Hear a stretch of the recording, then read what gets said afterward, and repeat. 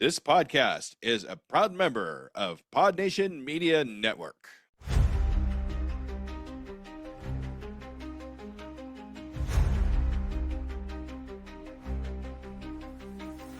Flicker of reels, the shadows crawl.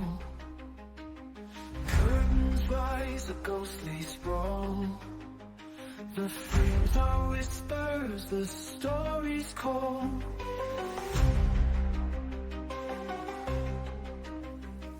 The drifters hum in a hollow tune. Moonlight cuts through velvet gloom. Is it a dream or a real too soon? Step into the screen where the dark turns keen. Journey with the cinephile, unseen, unseen. The veils twist and turn as the silent light burns. A world unknown where the shadows yearn.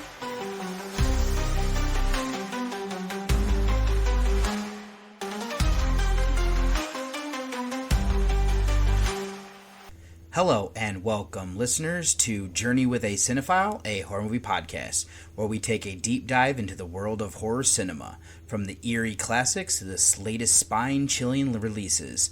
Join me as I explore the history, themes, and artistry of horror one film at a time. Whether you're a seasoned horror fan or just stepping into the shadows, this journey is for you. So dim the lights, embrace the fear, and let's talk horror.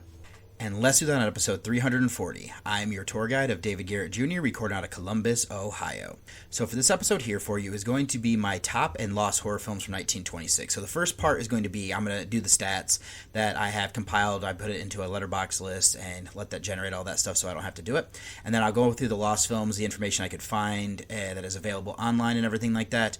And then what I'll end up doing is the second part of that will be the top horror films from 1926. I believe there are 7 of them in total, so I'll run through those 7 to 1. And then for mini reviews, I watched Maximum Overdrive. This is my 1986 rewatch, so my scouring through the 6s. And then I got to check out a screener for Killer Whale. And then I went to the Gateway Film Center to check out Crash from 1996. So this also doubles as a scouring through the 6s. And then I also have another screener of Unspeakable, Beyond the Wall of Sleep. And then The Vault of Horror is something I'm doing for another podcast, but I figured I'd just watch the whole thing and cover majority of it over here as well. And then the other thing I have is going to be Return to Silent Hill as my 2026 rewatch. So I don't think there's anything else I need to do here for this intro outside of saying thank you so much for listening, and I hope you enjoy coming on this journey with me. Hey, I'm Jill, the host of the Murder Shelf Book Club podcast. Every other week, I feature a true crime book by one of my favorite authors, telling you the story with respect for the victims and loved ones. But I don't stop there. A psychology educator who's also studied serial killers, I analyze the cases and I endeavor to explain the whys. Why do people do this? Told in trilogies, Part 3 is dubbed Second Cast, where I cast a wider net going into some surprising, bone-chilling directions. Cold cases, homicides, missing persons, serial killers, and stories from history. These both fascinate and appall us. This is a true crime book club, so read with me or let me read for you. Join the Murder Shelf Book Club podcast and see what I'm pulling off the murder shelf next. And for my first mini review here is going to be Maximum Overdrive from 1986, written and directed by Stephen King. This stars Emilio Estevez, Pat Hingle, and Laura Harrington. So this one here is a dark comedy, supernatural, action, horror, sci-fi film that's from the United States. Currently sitting on a 5.4 on IMDb and a 2.5 on Letterboxd, or Synopsis. A group of people try to survive when machines come to life and become homicidal. So this is one that I used to watch fairly regularly on the movie channels. My dad was a fan, so that was part of it. I know a few years ago I watched this for the first time with a critical eye. I am now giving it a rewatch for my scouring through the 6s, and I'll include here, I'm a massive Stephen King fan, so take what you will with that there. So I'm going to go ahead and start, though, is that I love this as a child, like I was saying. The concept of machines coming to life remains terrifying, especially given our modern reliance on technology. This came out in the latter part of the 80s, showing that the growing idea was intriguing. Now, while I respect it as a wild and unique film, I am less enamored with it today due to various plot inconsistencies. So, something else to include here, this is King's directorial and to this point only film. I liked that he incorporated a lot of his short story trucks into this movie. This would also be like semis coming to life and how they want us to fill up the gas tanks for them. I do think that this, if they would have stuck just more to that idea, which is something that for the most part the sci-fi film adaptation called Trucks, even though that one's not as memorable, I think this would have been served much better. So let's then shift over and talk about the homicidal machines. So the Green Goblin truck effectively personifies the villains. However, the logic of which machines animate is inconsistent and lacks clear thought. King directed this after being massively dissatisfied with other adaptations, though rumors suggest that his state of mind at the time might have impacted the production. Cars don't seem to be affected, but why would sprinklers, lawnmowers, vending machines, or video games? I do think there's an easy way to clear this up with a reveal that we got later, but we just don't get that. So what I will say is, though, I do like the story contained within this truck shop. We have Bubba Hendershot, portrayed by Hingle, using the parole system for slave labor, and it feels something like you'd absolutely happen today still. I don't believe that the prison system would truly care, so that's also a major issue there. So then we are following mostly Bill Robinson, who's portrayed by Emilio Estevez. He's educated, but has the sense enough to fight back because of it, and he just got himself a little bit in trouble. He ends up falling in line with Brett, who is a hitchhiker, portrayed by Harrington.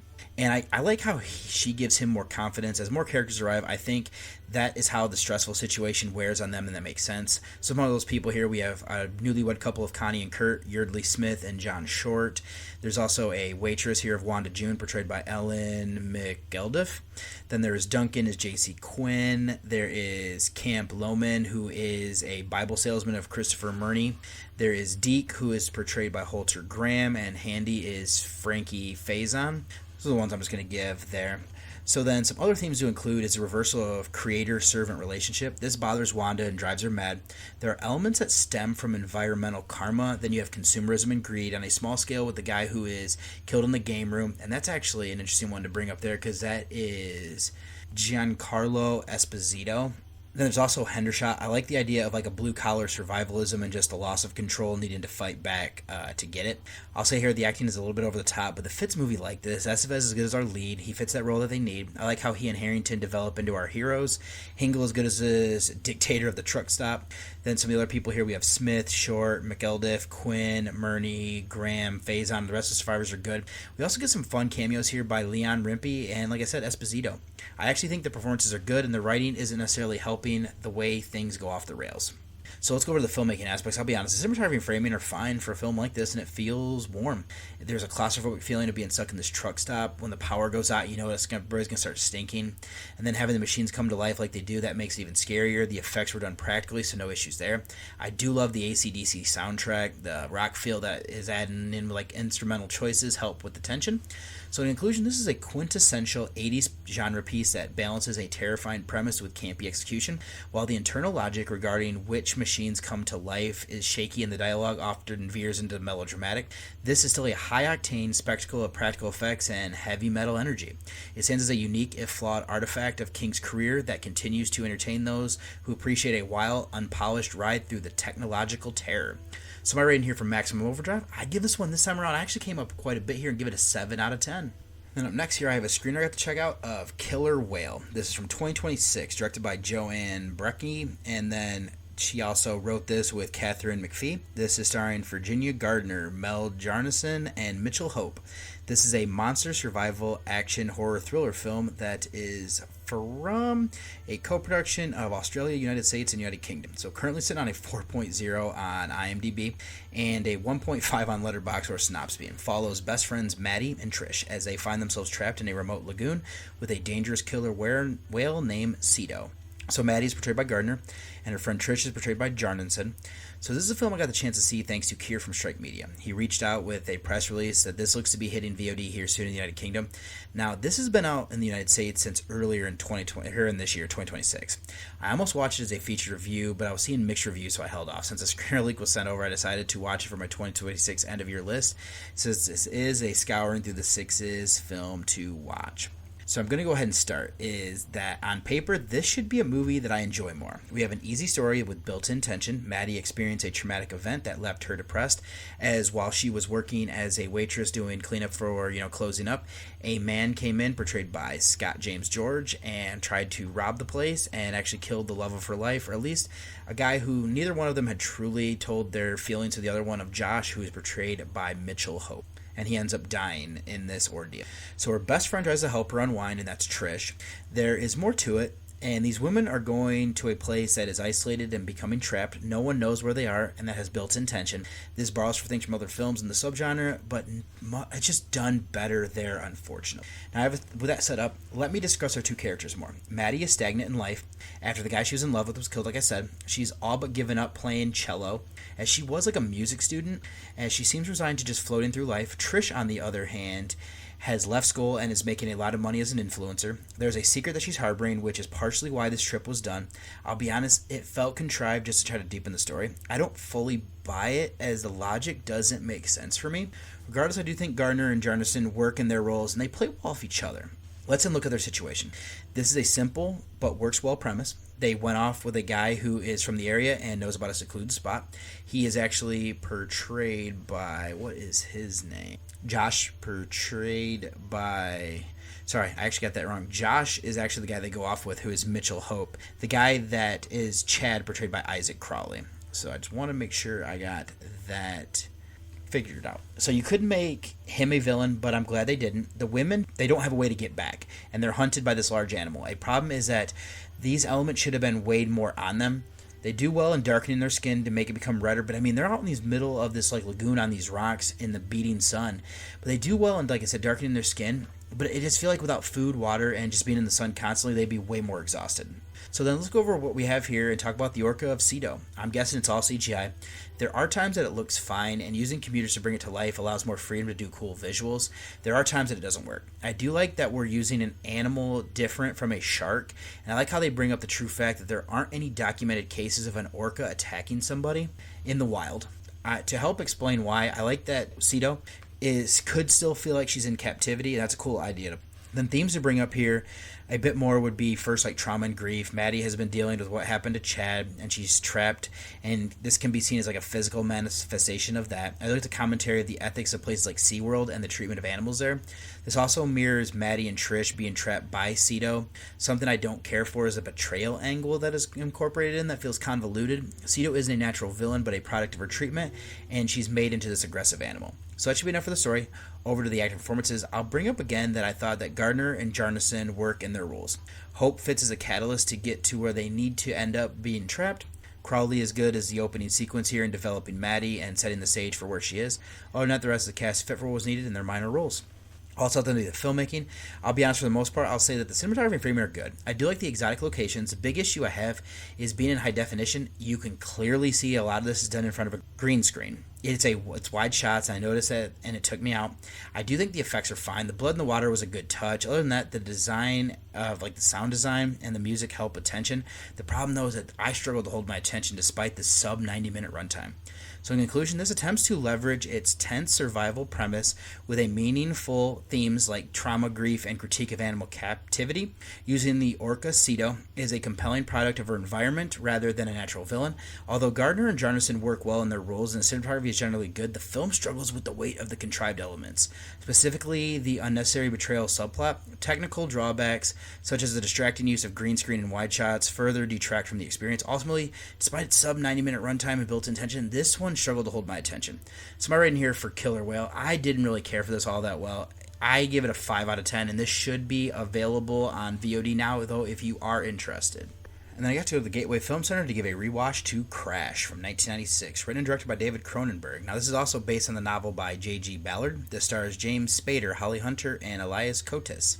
This is a psychological drama tragedy film that is from Canada and the United Kingdom. Currently sitting on a 6.4 on IMDb and a 3.6 on Letterboxd. With the synopsis being, After getting in a serious car accident, a TV director discovers an underground subculture of scarred, omnisexual car crash victims who use car accidents and the raw sexual energy they produce to try to rejuvenate his sex life with his wife. So ahead of my first watch, this one was a blind spot that I had for writer and director Cronenberg. It was in his heyday in horror. You don't hear a lot about this one, as it's listed in the Horror Show Guide Encyclopedia. I don't necessarily know if it's even truly horror. I've now given it a second watch, as it was playing at the Gateway Film Center on the 4K, but since this is listed there, I'm going to be doing this as a scouring with the 6's watch here. Now let's go ahead and just kind of introduce some of the people. James Ballard is kind of interesting. I almost wondered if this was kind of like, that's the name of the author of the book. I'm guessing that this might also be kind of like semi-biographical.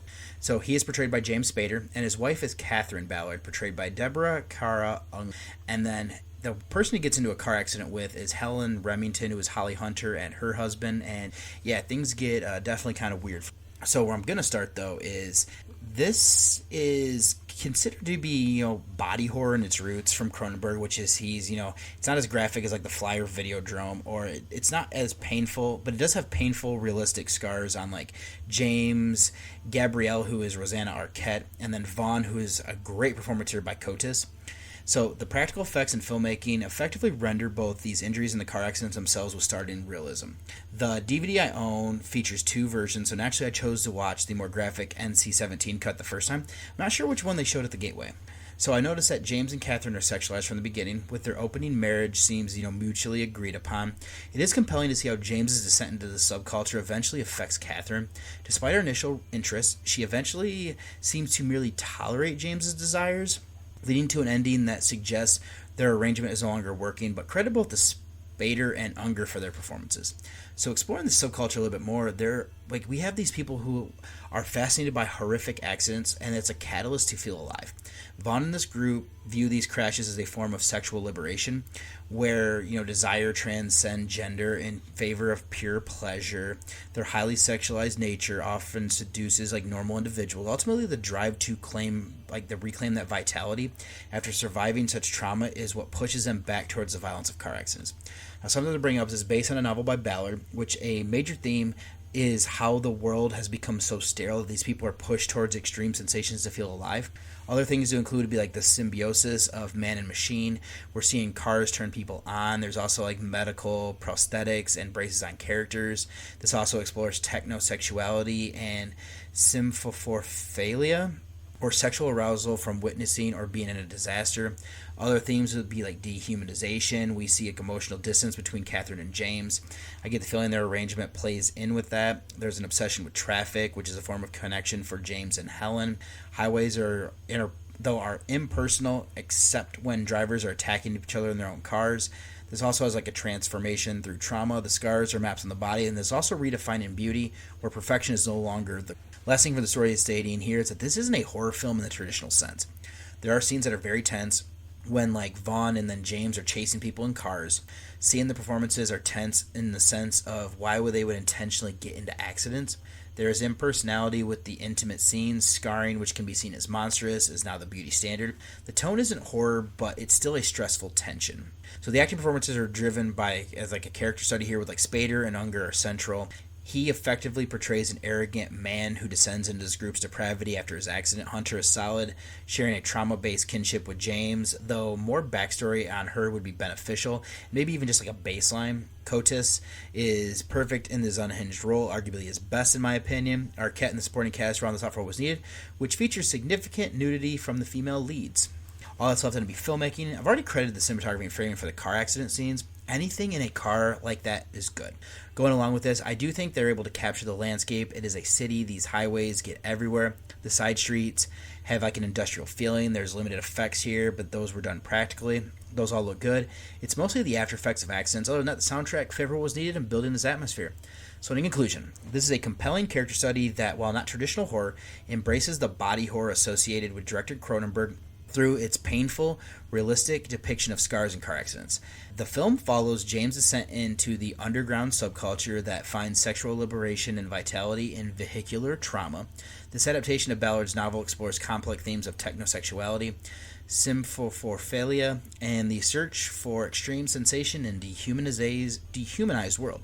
Driven by excellent performances, especially from Spader and Cotis, supported by effective practical effects and the industrial atmosphere, Crash is a film defined by its stressful tension and provocative redefinition of beauty through trauma.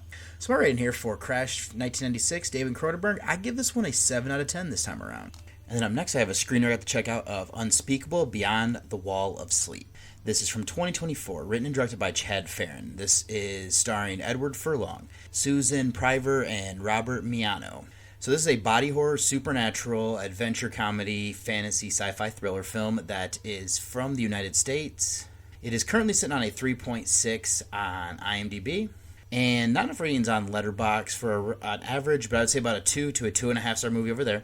With the synopsis being, renowned ornithologist, I think I'm about how you say that, Ambrose London, is requested to appear at the Arkham Asylum to study the strange case of dissociative identity disorder in patient James Phelps / Joe Slater, and he's portrayed by Miano, with Ambrose being portrayed by Furlong. So it's a film that I got to see thanks to Lauren from Breaking Glass Pictures. She sent over a press release of the film, or like a press release for it, and said that it was available from writer-director Farron, and so they were picking them up, trying to get these ones out for a little bit more distribution. So I was in the Dreadcast when Farron joined. Hearing his approach to filmmaking was interesting and made me curious to check out some of his work. So since this is a screener copy, I decided to check this out as a foray through the Force film. And so I'm going to start is bringing up the subtitle here, Beyond the Wall of Sleep. So this is an H.P. Lovecraft story. I read this a few years ago, but it's been a while. I ended up going back through like a Cliff Note version of it, and it appears that the through story is what we actually get here for the bones of this film. Farron then expanded on the elements that we got, and I do tend to think that that makes for a stronger film when you have like a good bones full of a good story like that. So the cosmic horror elements are the main draw. The dream flashback echoes of like Lovecraft's The Color Out of Space. It explains, James's condition, and James here is kind of interesting because he was a kind of normal family man type situation here, and then he ended up having these nightmares that his wife and daughter were horrifically killed, even though they're still alive, and he just can't kind of get past that. So his evil alter ego is this Joe character that's also with him, but there's an interesting thing here that Dr. Barnyard, portrayed by Priver, points out to Ambrose, is that we'll see him, then like a change come over him and he'll look almost completely different, at least not completely different, but much different. And she said that they've actually pulled DNA from both versions of this person, and it's different when this change happens, which has never happened in the history of medical science, at least in the world of the film, I'm assuming in real life as well. So another draw here would be the inspiration from like John Carpenter's In the Mouth of Madness, with something that happens near the end. There's also shades of like David Cronenberg's Rabid. I enjoyed the unique zombie variation where the minds are taken over. Now these aren't zombies, but they're just kind of mindless and are following like a hive mind type thing. And we also have Arkham Asylum set in the, that's another nod here to source material. Something else to credit to would be Ambrose is what he's known for. Dreams are something that even to this day we don't fully understand. I did like in this tale that Lovecraft was exploring a bit of like pseudoscience. He also loved playing with the idea that there's like different dimensions on just the other side of ours. There's also this element of here as well. Something else I will say is I thought that Furlong was solid for this role. I'm glad to see that it looks like he's gotten clean, or at least seems that way from what I saw, because his performance here was pretty decent. Some key themes also to include be cosmic nihilism, fragmented identity, reflecting our insignificance while exploring mental erosion through possession. This corruption begins with Jeff and Joe before spreading. We also have some highlights here of like the hubris of science as Ambrose is meddling with forbidden knowledge to help Jeff. Ultimately, I appreciate how Farron ramps up the body horror to expand on these more reserved concepts that you would get with the actual source material. Let's think over the acting performances. This is lower budget, so nobody was outstanding. I do think that Furlong was good for his role. He shows good fear as well as determination in helping James, or at least trying to solve this, because it would also help with his career.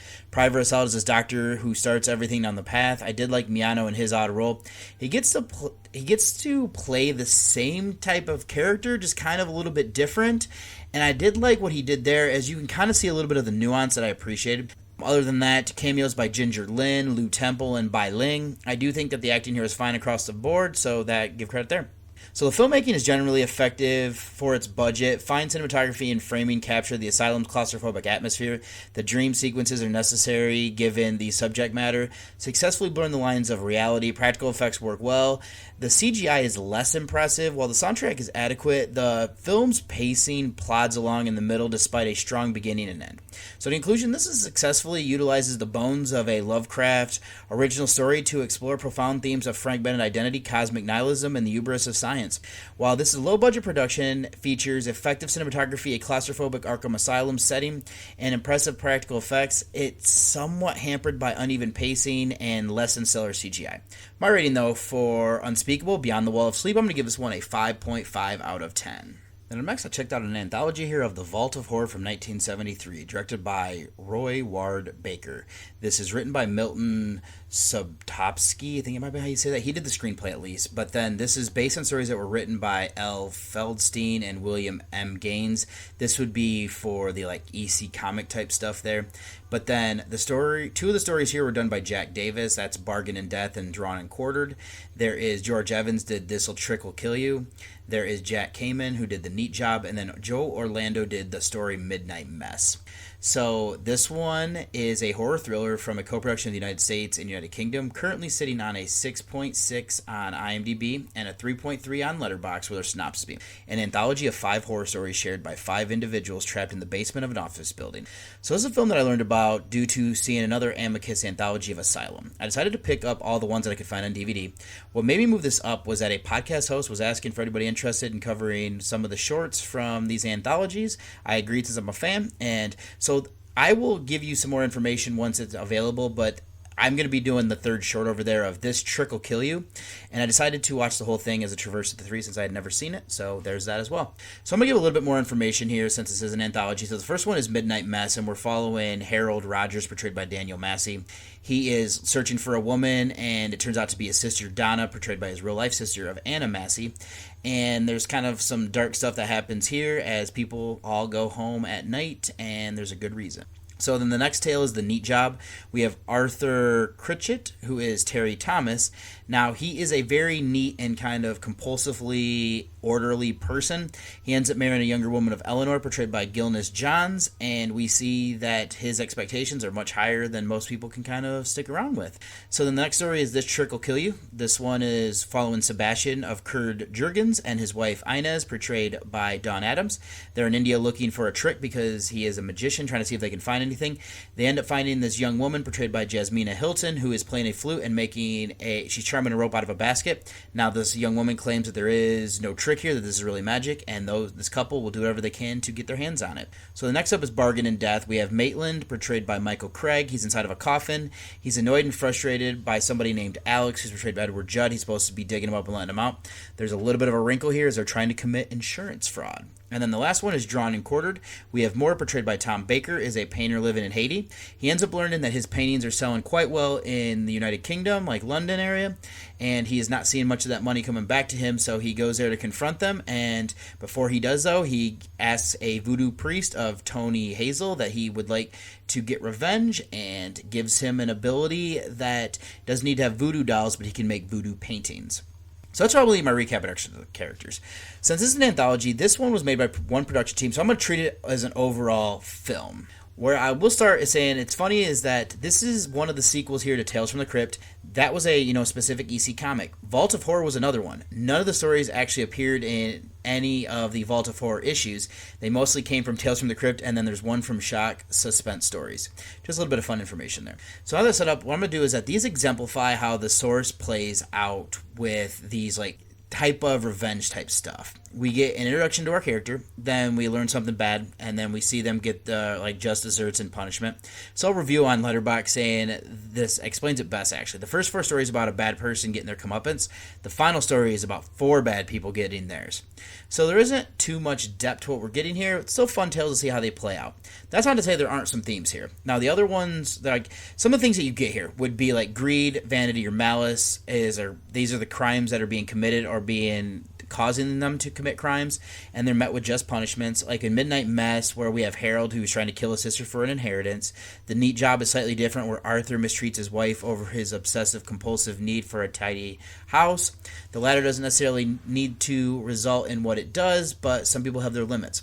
Another element to explore here would be the idea of domestic horror, which can be seen either through like marital discord, like in The Neat Job, or Bargain in Death. There's an agreement between friends that has resulted in resentment. The bigger one, though, for the latter would be entrapment and claustrophobia. The idea can also be seen in This Trick Will Kill You, when this couple is isolated in their room with this young woman. There also, that one is exploring professional greed leading to what happens. Other than that, we do see some cultural appropriation where the exotic has elements of the supernatural. That also applies to Drawn and Quartered. Regarding the actor performances, our leads here of Baker, Craig, Daniel Massey, Jurgens, and Terry Thomas all deliver solid performances, effectively challenging one another while also sharing their stories in this basement. Adams appropriately matches Sebastian's greed as his wife, while we also have some other characters here of Denholm Elliott. There is Terrence Alexander, and then another one to give credit to would be John Whitty. I think they're all solid for what was needed there, and they're the trio that are betraying more. So then, other than that, we do have some other performances here by like Judd Johns, Anna Massey, along with the rest of the cast. They round this out for what is effectively needed. All that's left then to be filmmaking aspects. I'd say in general, the cinematography and framing are good. I've seen a few works from our director here of Baker, so I like how distinct each story feels. Credit as well to adapting these from the comic books where they're more vibrant with the colors. This is more subdued, but I still think they're able to bring it to life. I do like the practical approach to the effects, especially with This Trick Will Kill You. The bright colored blood is something I find charming, other than that, the music fit for what was needed. So in conclusion, this stands as a successful anthology that effectively captures the spirit of its comic book origins through a structured series of mortality tales.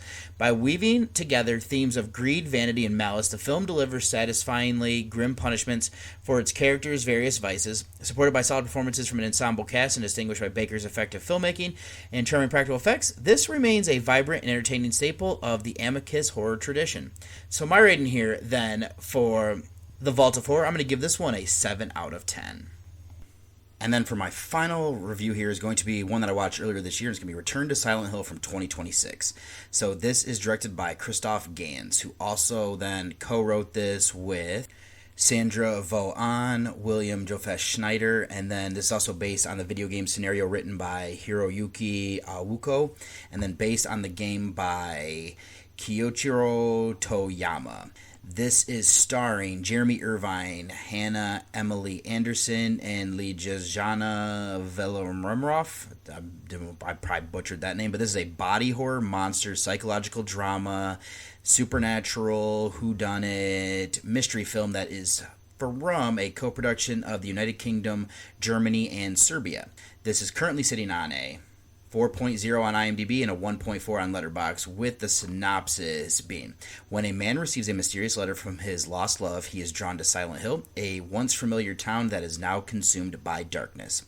So if you'd like to hear a mini review, it's going to be episode 326, which was Women Appreciation number 13, that featured Mother of Flies and Slumber Party Massacre 3, which are two films that were directed by women, at least in part.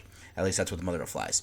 But for this one here, I gave this one a rewatch because I was curious for how I would sit with it, because I saw a lot of negative stuff. But so, familiar homecoming here. Christoph Gans returns to the franchise, loosely adapting the fan favorite film game of Silent Hill 2. When it deviates from the source material, making Mary a local of the town, it successfully captures that rusty hellscape and pervasive dread the series is known for. So at the core of this, though, we have like the weight of grief. We have the character here of James Sutherland, portrayed by Irvin, is a man whose life has been shattered by the loss of his love. The story follows his descent into Silent Hill's darkness as he struggles with repressed memories and a refusal to accept Mary's death. So we have a doppelganger effect here. Anderson delivers a versatile performance, taking on multiple roles, including Mary, Maria, and Angela, who are all kind of, I think, different aspects of the same person of Mary. So this creates an unsettling sense for James, encountering different facets of the same woman as he searches for the truth. This excels in its production design and atmosphere. The creature design, including the return of the iconic Pyramid Head, are standout elements, even though we only really get him 1 point in this film, and I think we needed to go back to that, as he's one of the great kind of aspects of the game.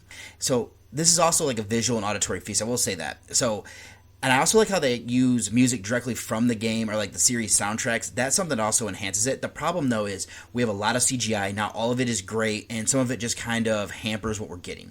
So this has some narrative stumbles. The psychological horror elements are strong, and this somewhat undercuts a major trope in the final act with what they built earlier. The use of monsters solely as manifestations of guilt and hit or miss CGI world building keep this from being truly elevated for me. So for me, I still think this is an engaging horror experience. It does capture the franchise's spirit, but struggles to fully execute its complex narrative choices. And for me, this actually came down this time around as I was originally at a 6.5. I am now sitting on a 6 out of 10 for this one. Kind of disappointing. Not the worst thing I've ever seen, but there's some things here that it needed to do that it doesn't for me, unfortunately. So that's all I have here for mini reviews. Let me go ahead and get you over to a brief break before I jump over to my main event here of my top horror films from 1926. It's coffee. And welcome to the main event here. So for this is, of course, going to be my top horror films from 1926. So there's only 7 of them that I was able to watch. So that's going to be the top 7. I'm going to first run through my stats and then do the lost films. But this list here is compiling everything that looks like it was made in this year and it was in the horror genre that's a feature film. So there's 13 films, 18 hours, 13 directors, 5 countries, 4 languages. So the other genres is going to be drama was coming in at second for 7, then there was thriller at 3, and then mystery, fantasy, and romance all coming in at 2. Japan produced 4 films during this year. 2 films were from Japan. The leader, though, was United States at 5. No spoken language, of course, is 8 films. There's 3 are being credited as Japanese, but I'm assuming that was what they're meaning by the title cards there. The only nano-genres are going to be movie, timeless, captivating, and then scrolling down through here, the only actor that was in multiple films would be Gustav von Seferitz. I think it might be how you say his name. There were no directors that had been doubled up there. And then, so the highest average is going to be, and the most popular is going to be Faust at 4.1. The lowest average is going to be Midnight Faces. Actually, there isn't an average there for that one. So the most obscure is Wandering Phantom from 1926. This is actually going to be a lost film, so that makes sense. The newest was coming out on November 13th of this year. 1926, that is, and that is going to be Shin Sarayashiki. I think that is New Dish Mansion is the actual translated title there. And then Botan Doro, which is the Peony Lantern. I think about how you say that name, that word at least. And then that one was getting credit for January 1st. I'm assuming they just didn't know when, so they gave it just the first of the year. So the longest is going to be The Student of Prague at 133 minutes, and the shortest was going to be another of the lost films, which is The Passion of a Woman Teacher. So those are all the ones there. I'm trying to see here. And then if you go by the ones that I've been able to watch, it's going to be 7 films, 10 hours, 10.1 hours. That is 7 directors, 3 countries, 1 language. And then it's all going to be very similar with the breakdowns and everything like that for there. And then the only difference would end up being that the lowest average, most obscure, and shortest is going to be Midnight Faces, and that one's at 55 minutes. The newest is going to be The Magician, that was October 24th of 1926. Then the oldest is going to be The Bat, which was March 14th of 1926. And then the only other one here would also end up being, is the longest once again, The Student of Prague. So then let's go over to, those are the stats there. So that's kind of just want to give you that kind of breakdown for everything like that. But let's jump over and start talking about the lost films. So the first one's going to be The Passion of a Woman Teacher. This is directed by Kenji Mitsuguchi, and then it was written by Matsutaro Kagawachi. Now the original writer of the novel is going to be Encho Sanyatui, and this is starring Eiji Nakano, Yoshihiko Okada, and Oneko Saki. So this is a romance drama horror film. This is from Japan, and the synopsis is the curse of a jealous woman destroys her lovers on the run. So then 33 people on IMDb have claimed to seeing this, and then the average rating is a 6.5. So this film was released during a transformative period for the Nakatsu Corporation. The director is Mitsuguchi, has also, it seems like he was going through some personal trauma while experimenting with avant-garde stylistic experimentation. The film can be seen as one of the foundational elements of the J-horror genre. Its legacy is preserved with its fragmented archive of promotional stills and contemporary reviews. So additional information is that it sounds like the director was a victim of a vicious attack by his then lover of Yukari Achajoy. I butchered that name for sure. A call girl who he had met and then frequented at brothels and tea houses of Kyoto. Now, she attacked him with a razor, leaving deep permanent scars across his back. So this created a bit of a scandal. It does mirror Mitsuguchi's works, which align with the reoccurring theme of the suffering of women and the violent eruptions caused by betrayal. This also inspired the ghost story of the true view of the Kasani Swamp, that's the name that I came for the original novel. And then, actually, the writer of this film here specifically was done by Kawaguchi, something like that. And this was actually the director's childhood friend. So that's the information that I have for that movie.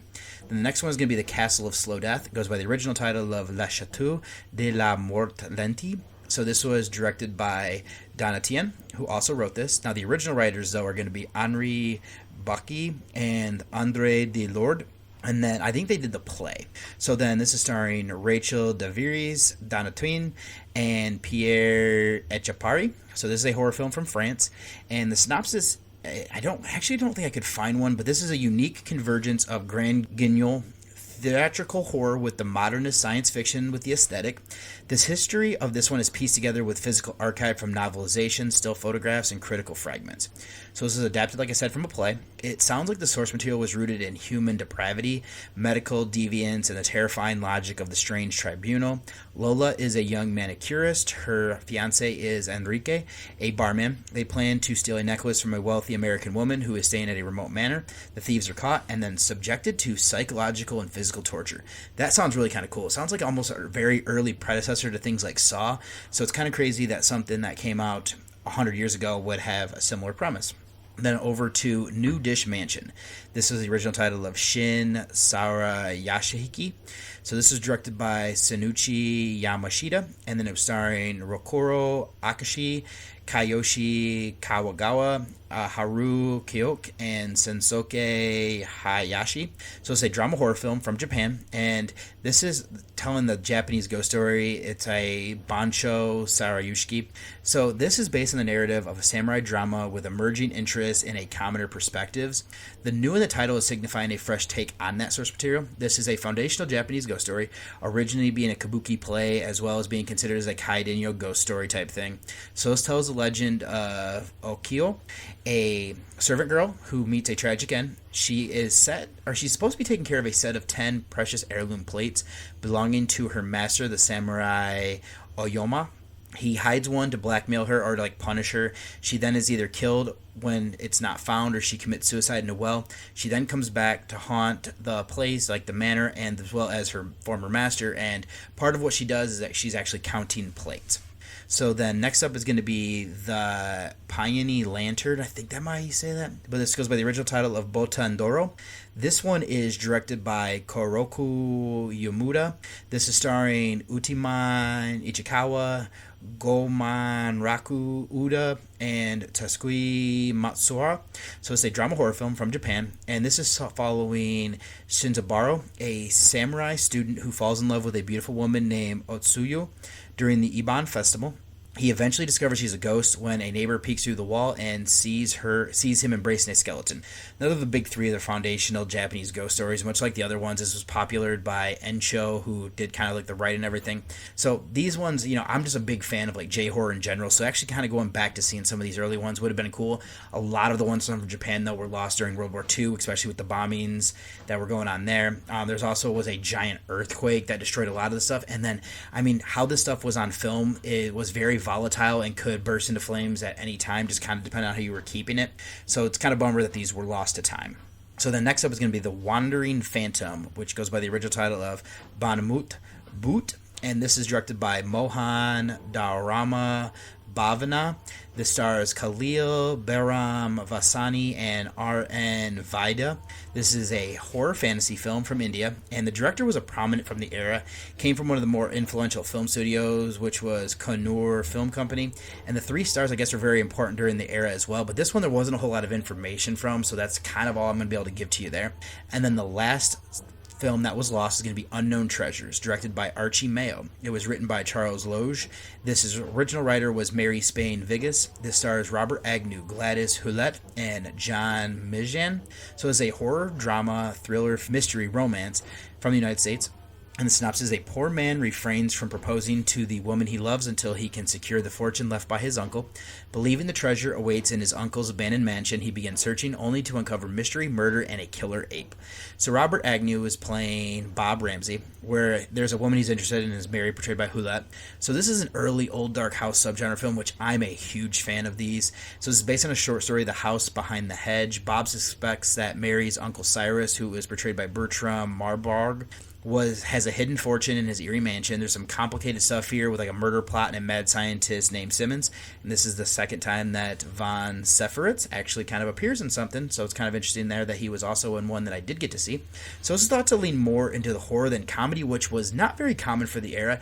That really intrigues me because I do know a lot of these ones kind of, not necessarily in this era, but definitely the ones in the preceding eras. But I think it's also kind of like the rise of like Abbott and Costello and, you know, comedy duos and comedy troops and everything like that. But yeah, this is another one that I would like to see, especially because it does go more creepy than comedy. So I think that's all I'm going to do here then for the stats. And like I was saying, for these lost films, let me go ahead then and rest my voice really quick here as I jump into my top 7 horror films from 1926. Welcome to Camp Cringe, streaming on Spotify and Apple Podcasts. The school bus arrives at Camp Sawiki Wiki for its annual summer camp. What the hell is your problem, lady? Do you need something, or are you just trying to ruin my vibe? My name is Tony. Are you hurt? You kids shouldn't be out here playing with fire. Does anyone else see that creepy lady following Nevea?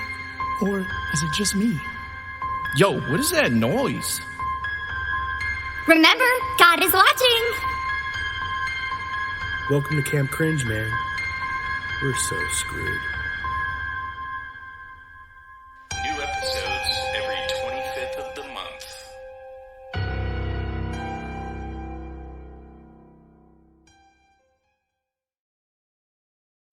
And welcome back. So let's jump in then to this main event here. And this is going to be my top 7 horror films from 1926, as I was saying before I went to break. So for number 7, Midnight Faces, directed by Bennett Cohen, who also co-wrote this with Forrest Sheldon. This stars Francis X. Bushman Jr., Jack Perrin, and Catherine McGuire. This is a thriller horror film that is from the United States. Our synopsis: a young man inherits a swamp mansion from a previously unknown uncle.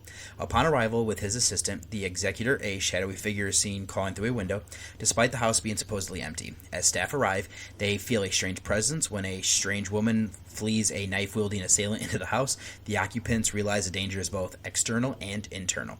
So if you'd like to hear a featured review, it's going to be episode 336. And for me, my ratings, or actually the ratings that are out there, are going to be IMDb 5.1, Letterboxd is about a 2-star. There wasn't enough for an average over there.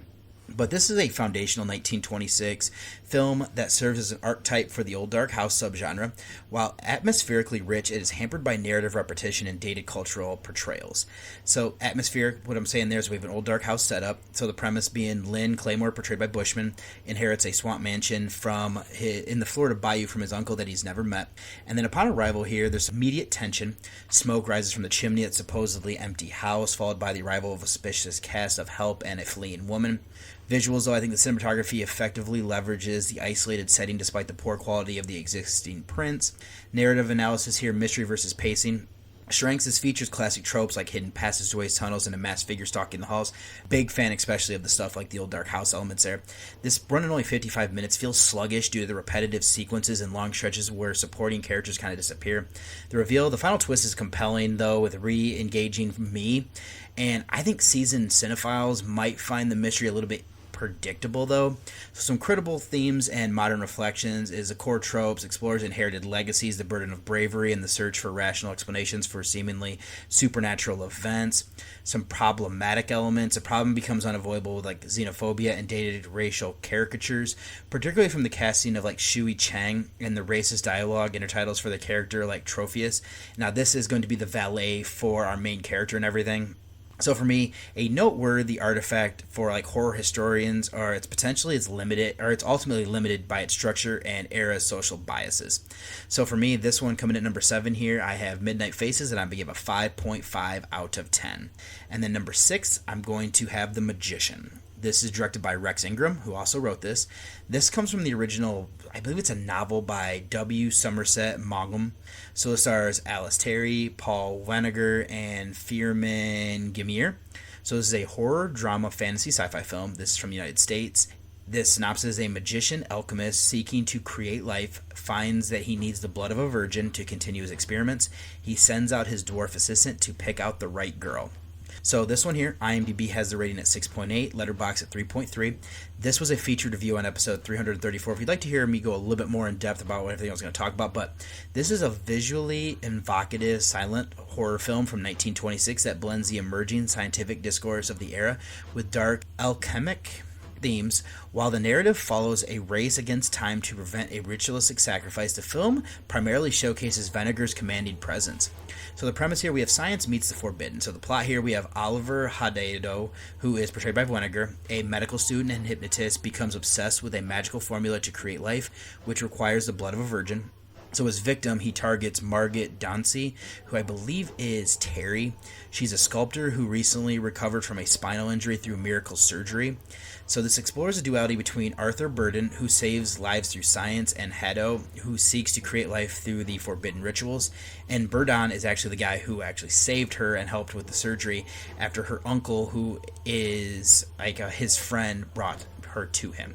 So character dynamics and performances here. The villain Venegar dominates the screen with an intense look that perfectly suits his role as this manipulative hypnotist.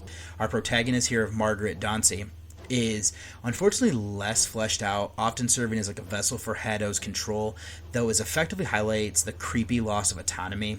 Real life inspirations here. The character Hadedo was supposed to be kind of framed around real life occultist Aleister Crowley, so some visual narrative influences. This blends elements of sci-fi horror, almost like Frankenstein, which actually would have come out a few years later, so like 5 years after this. But the novel would have been out. But yeah, there's also some folk horror. We have an iconic setting here of this Monte Carlo Tower where Hadedo conducts his experiments, effectively channeling that mad scientist trope, so this is an early one into that. While the framing is basic due to the era's technological limitations, certain imagery is strikingly reminiscent of like Fantasia and may have been influenced by Faust. I think both of those actually came out after this, so this one would be the one that's getting the credit. So we have a fascinating foundational entry into horror cinema that leverages visual intensity to bridge the gap between science and the supernatural. So then my rating here, we actually have a nice little bump up in rating here, is I gave The Magician a 6.5 out of 10. And then coming at number 5, as we start kicking off this top section here, The Bells, directed and written by James Young. So then the original writers here are going to be Alexander Shetron and Emil Ekman. I think they wrote the play, if I'm remembering correctly. So this stars Lionel Barrymore, Carolyn Francis Cook, and the other one that was featuring Von Seferitz. So this is a crime drama horror film. Now this is the country of origin is United States. Synopsis we have is an innkeeper murders a wealthy guest to pay off his debts, but his conscience will not allow him to get away with the crime so easily. So for this one here, IMDb has it as 6.4, Letterboxd 3.2, feature review on episode 335. So some key themes: guilt-driven madness, public versus private identity, and moral decay. So the hook and discovery here. Now, this is a gem that I actually found while scouring for another movie with Belle in the title. So this is when I was looking for Centennial Club films. This is a scouring through the 60s, of course. So this is a semi-popular silent film, primarily known because it features Barrymore, who was in things like It's a Beautiful Life, and also being the brother to John Barrymore, and, you know, he is part of that Barrymore clan. So the setup. We have a character study of the character Barrymore portrays of Matthias.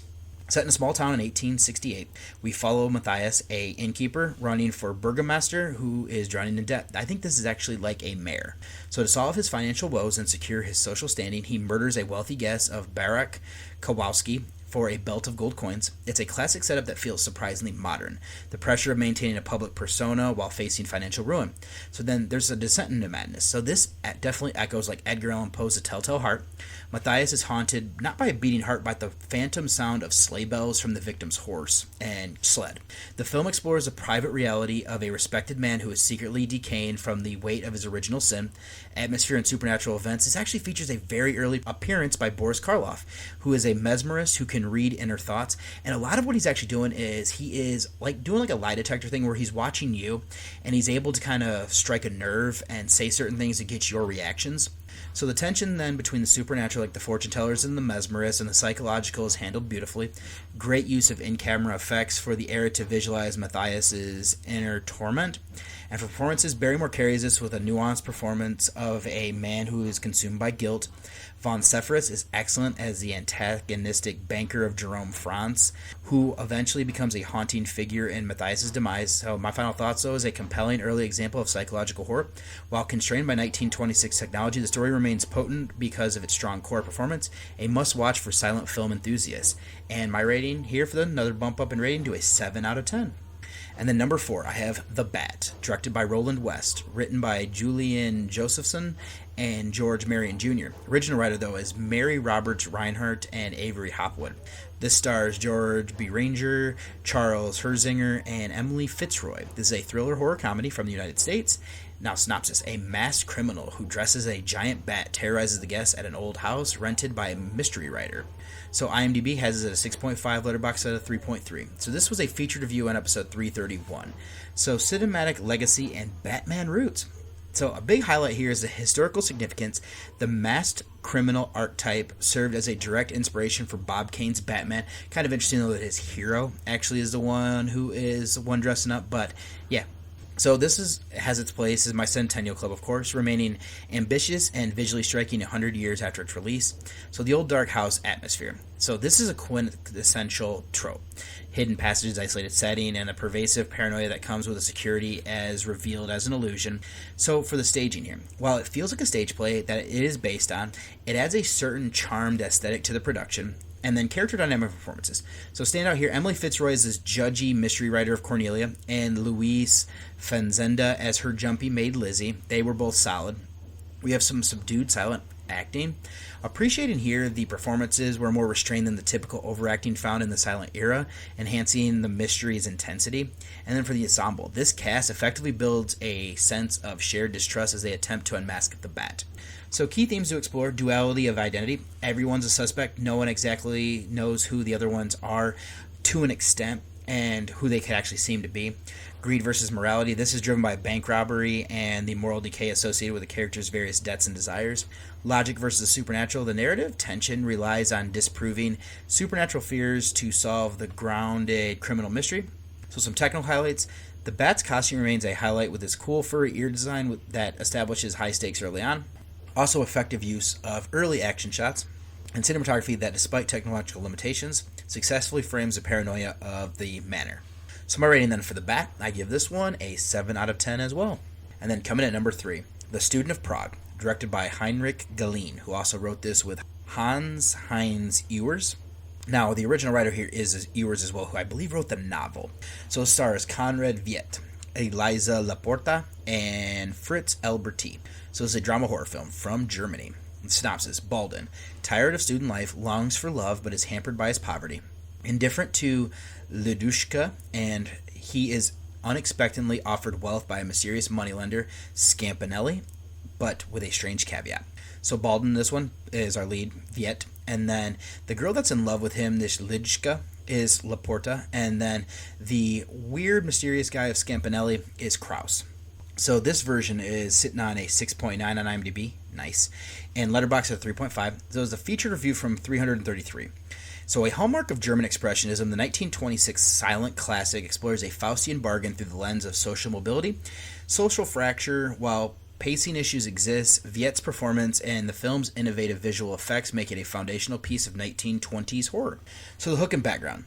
So this is one that I have seen a different version of this, but this one was the silent one that came out first, before it at least, and being directed by Galeen. The Viet Factor, starring the legendary Conrad Viet, whose expressive body language and facial mastery carry the weight of this silent era masterpiece. So, context. It's a less tight narrative than the 1935 remake, but follows the source material more closely from what I've read, offering a darker, more grounded take on the supernatural. I haven't read the book, but I have read up a little bit on, what was kind of in line there. So, the narrative engine, the bargain. Baldwin, a poor but talented fencer, trades his reflection, his other self, to the mysterious moneylender of Scampanelli for 600,000 gold pieces. The tragic flaw. Driven by a desire for forbidden fruit, the noble woman Margette, who is the one that Baldwin has fallen for, And there's offer here of social mobility for him, as he ignores the genuine love of Ladushka and falls for like an Icarus-like descent. And the villain here of Kraus, as Skempinelli, has like a wolf in sheep's clothing, like a puppet master who doesn't need monstrous makeup to be menacing. So cinematic craft expressionism, visualizing paranoia. The film brilliantly uses mirrors and in-camera effects to represent Balden's fractured identity. A standout moment occurs when Margit notices Balden has no reflection, signaling his lost soul. So then we're dealing with a doppelganger here. Balden's guilt to externalize those an other self, a stoic figure that stalks him and eventually drives him to madness. Now, so for the atmosphere, the cinematography and framing are noteworthy for the era. The film does suffer from like overly long shots that diminish engagement for modern viewers. So, like, the final verdict here, the why it matters, it's an essential exploration of social anxiety and inevitability of one's downfall when dancing with the devil. This is a moody, psychological, deep piece of cinema that remains a must-watch for those exploring the roots of the horror genre. So my rating here, then, is going to be a 7 out of 10. And then my runner-up, the penultimate film here, number 2, A Page of Madness, directed by Tenosuke Kinzugawa, who also wrote this with Yasunari Kawabata, Minori Inzuko, and Banku Sadawada. And then this is starring Masuno Uni, Ayako Ijimi, and Yoshi Nakagawa. This is a drama horror thriller film. This is from Japan. It is, a synopsis being, a man takes a job at an asylum with hopes of freeing his imprisoned wife. So the rating on IMDb is 7.3, Letterboxd 3.8. This is a featured review on episode 330. So the what and why. This is a silent landmark. Originally released in 1926, the Japanese film was long thought to be lost until its rediscovery. It was discovered as a vital work of global cinema for its experimental visual language. So, visual first storytelling. Remarkably, this film has no intertitles. Historically, it relied on like a live benchy narrator to explain the plot, making the narrative secondary to the striking imagery. And a core premise. A former ship captain takes a menial job as a custodian at an asylum to stay close and potentially free his imprisoned wife. Key things here is that the pioneering visuals.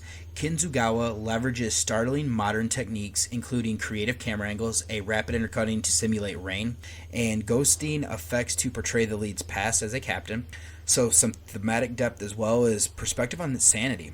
This has some visual distortions and masks to suggest that sanity is a matter of perspective and public performance.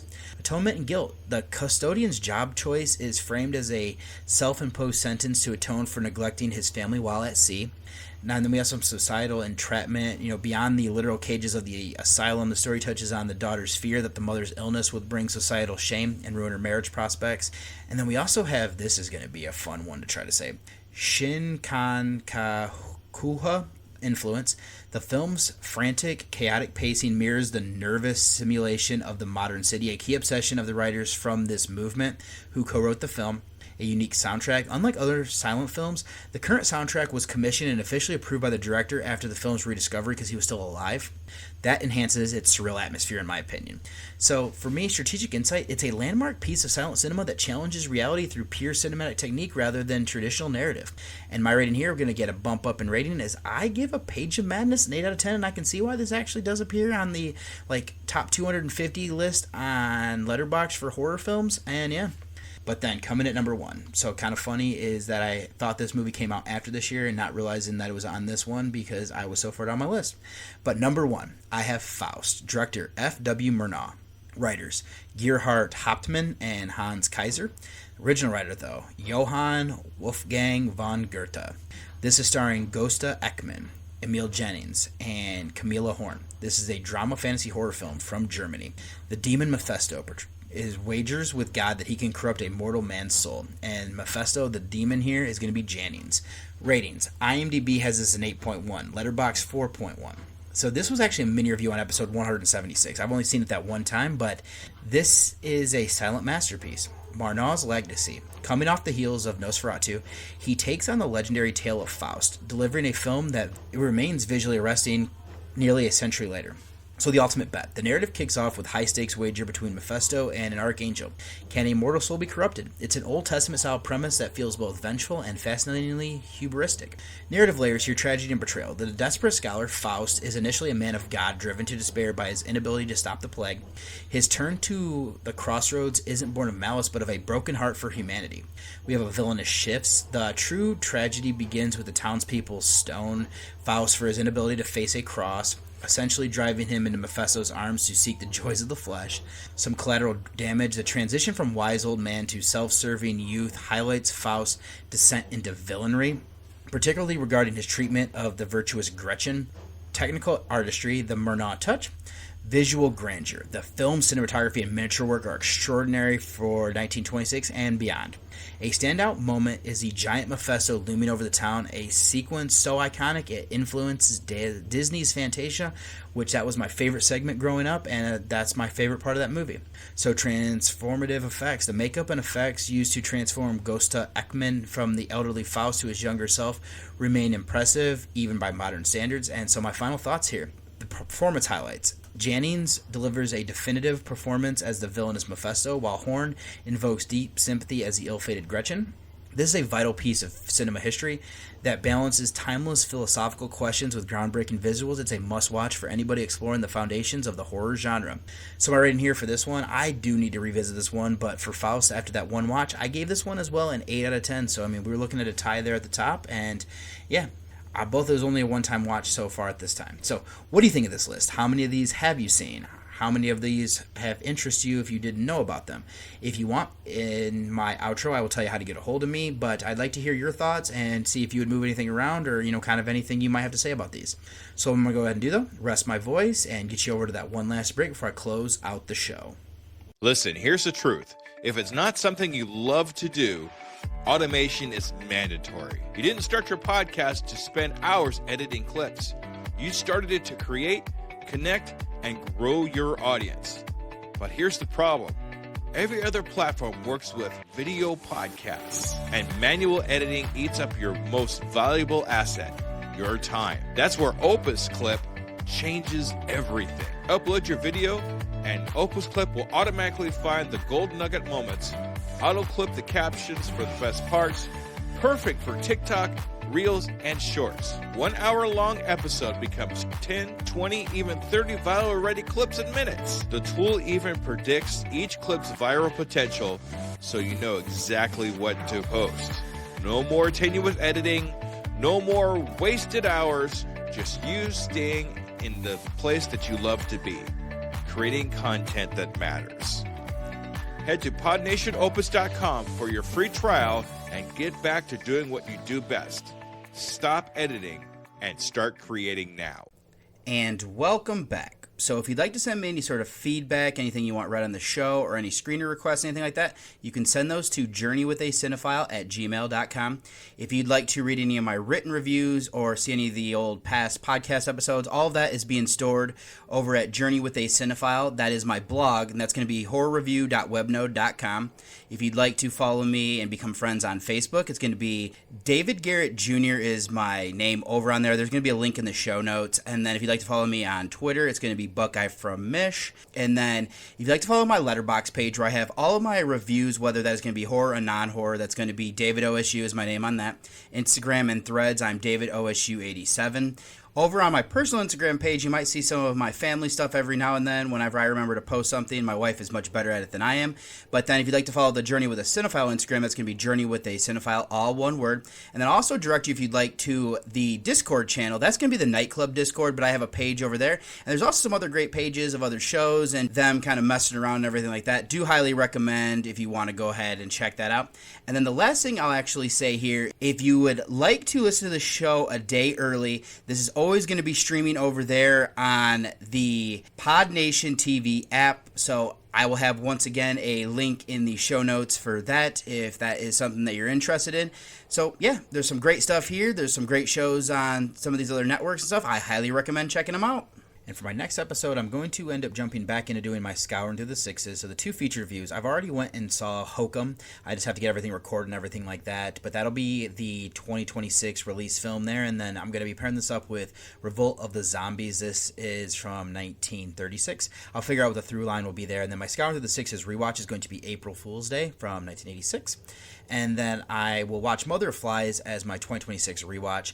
I have a screener. I think there might be a couple more. I got to figure out what the release dates are and actually get the link for those. But I will have, more mini reviews on top of everything with that as well. But I don't think there's anything else I need to say here for this outro except... That wraps up this episode of Journey with a Cinephile, a horror movie podcast. Thank you for joining me on this exploration of horror cinema. If you enjoyed the show, be sure to subscribe, leave a review, and follow along for more deep dives into the macabre.